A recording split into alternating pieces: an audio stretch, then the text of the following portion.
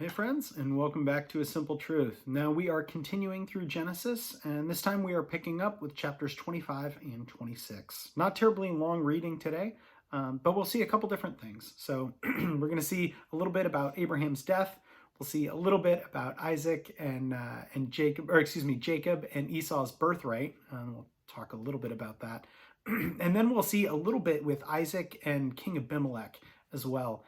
So again, not a ton here as far as length, but a lot of really good, content, and a lot that's actually important for us as believers. So again, kicking off with chapter 25.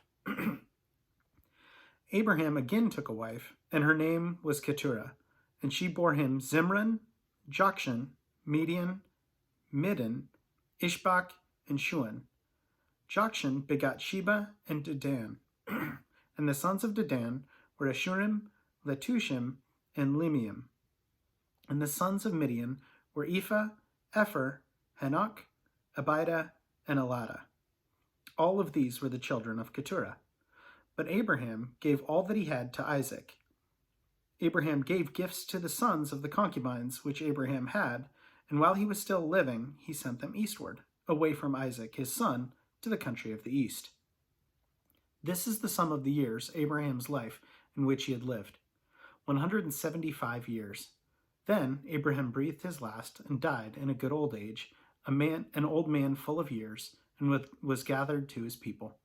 And his sons Isaac and Ishmael buried him in the cave of Machpelah, which is before Mamre, in the field of Ephron, the sons of Zohar the Hittite, the field of Abraham had purchased from the sons of Heth.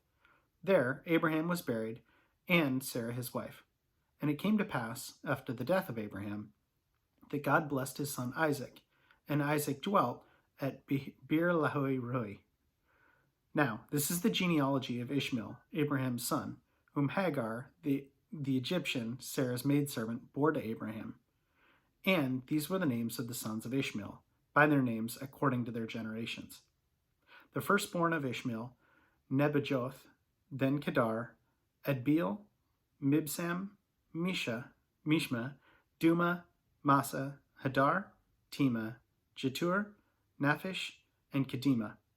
These were the sons of Ishmael, and these were their names, by the towns of their settlements, 12 princes according to their nations. These were the years of the life of Ishmael, 137 years, and he breathed his last and died, and was gathered to his people. They dwelt from Havilah as far as Shur, which is east of Egypt as you go towards Assyria. He died in the presence of all his brethren. This is the genealogy of Isaac, Abraham's son. Abraham begot Isaac. Isaac was 40 years old when he took Rebekah as his wife, the daughter of Bethuel, the Syrian of Padan Aram, the sister of Laban the Syrian. Now, Isaac pleaded with the Lord for his wife, because she was barren, and the Lord granted his plea, and Rebekah his wife conceived. But the children struggled together within her, and she said, "If all is well, why am I like this?" So she went to inquire of the Lord. And the Lord said to her, 2 nations are in your womb. 2 peoples shall be separated from your body. 1 people shall be stronger than the other, and the older shall serve the younger. So, when her days were fulfilled for her to give birth, indeed there were twins in her womb. And the first came out red. He was like a hairy garment all over, so they called his name Esau. Afterward his brother came out, and his hand took hold of Esau's heel, so his name was called Jacob. Isaac was 60 years old when she bore them. So the boys grew, and Esau was a skilled hunter, a man of the field, but Jacob was a mild man, dwelling in the tents. And Isaac loved Esau, and because he ate of his game, but Rebekah loved Jacob. Now Jacob cooked a stew, and Esau came in from the field, and he was weary. And Esau said to Jacob, "Please feed me some of that red stew, for I am weary." Therefore his name was called Edom. But Jacob said, "Sell me your birthright as of this day." And Esau said, "Look, I'm about to die, so what is this birthright to me?" Then Jacob said, "Swear it to me as of this day." So he swore to him, and sold his birthright to Jacob. And Jacob gave Esau his bread and stew of lentils. Then he ate, drank, arose, and went away. Thus Esau despised his birthright. Chapter 26. There was a famine in the land besides the first famine that was in the days of Abraham. And Isaac went to Abimelech, king of the Philistines, in Gerar. Then the Lord appeared to him and said, "Do not go down to Egypt. Live in the land which I shall tell you. Dwell in this land, and I will be with you and bless you. For to you and your descendants I give all these lands, and I will perform the oath which I swore to Abraham your father. And I will make your descendants multiply as the stars of heaven, and I will give to your descendants all these lands, and in your seed all the nations of the earth shall be blessed. Because Abraham obeyed my voice and kept my charge, my commandments, my statutes, and my laws." So Isaac dwelt in Gerar, and the men of the place asked about his wife, and he said, "She is my sister," for he was afraid to say, "She is my wife," because he thought, "Lest the men of this place kill me for Rebekah, because she is beautiful to behold." Now it came to pass, when he had been there a long time, that Abimelech, king of the Philistines, looked through a window and saw her, and there was Isaac, showing endearment to Rebekah his wife. Then Abimelech called to Isaac and said, "Quite obviously she is your wife. How could you say she is my sister?" Isaac said to him, "Because I said, lest I die on account of her." And Abimelech said, "What is this you have done to us? Well, one of the people might have laden with your wife, and you would have brought guilt on us." So Abimelech charged all his people, saying, "He who touches this man or his wife shall surely be put to death." Then Isaac sowed in that land, and reaped the same year 100-fold, and the Lord blessed him. The man began to prosper, and continued prospering until he became very prosperous, for he had possessions of flocks and possessions of herds, and a great number of servants, so the Philistines envied him. Now, the Philistines had stopped up all the wells which his father's servants had dug in the days of Abraham his father, and they filled them with the earth. And Abimelech said to Isaac, "Go away from us, for you are much mightier than we." Then Isaac departed from there and pitched his tent in the valley of Gerar, and dwelt there. And Isaac dug again the wells of water which they had dug in the days of Abraham his father, for the Philistines had stopped them up after the death of Abraham. He called them by the names which his father had called them. Also Isaac's servants dug in the valley, and found a well of running water there. But the herdsmen of Gerar quarreled with Isaac's herdsmen, saying, "The water is ours." So he called the name of the well Issac, because they quarreled with him. Then they dug another well, and they quarreled over that one also. So they called its name Sitnah. And he moved from there and dug another well, so they did not quarrel over it.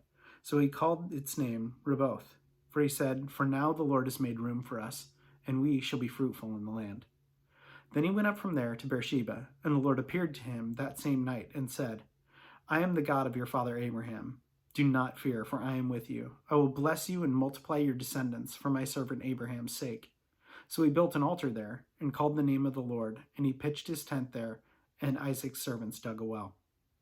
Then Abimelech came from Gerar with Azulath, one of the friends, and Phicol of the commander of his army. And Isaac said to them, "Why have you come to me, since you hate me and have sent me away from you?" But they said, "We have certainly seen that the Lord is with you." So we said, "Let there now be an oath between us, between you and us, and let us make a covenant with you, that you will do us no harm, since we have not touched you, and since we have done nothing to you but good, and we have sent you away in peace. You are now blessed of the Lord." So he made them a feast, and they ate and drank. And they rose early in the morning and swore an oath with one another, and Isaac sent them away, and they departed from him in peace.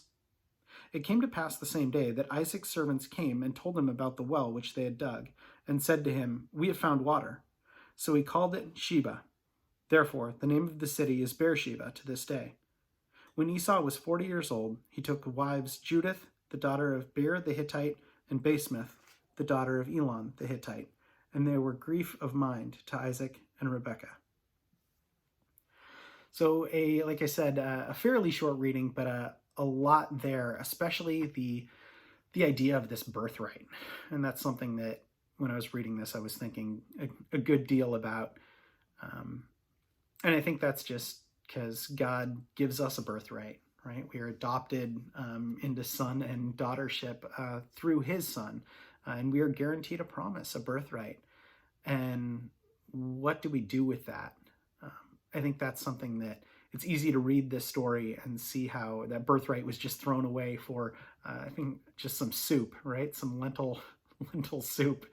But that's a sobering thought too, is are we living as people freed, recognizing who has provided that birthright and what that birthright cost.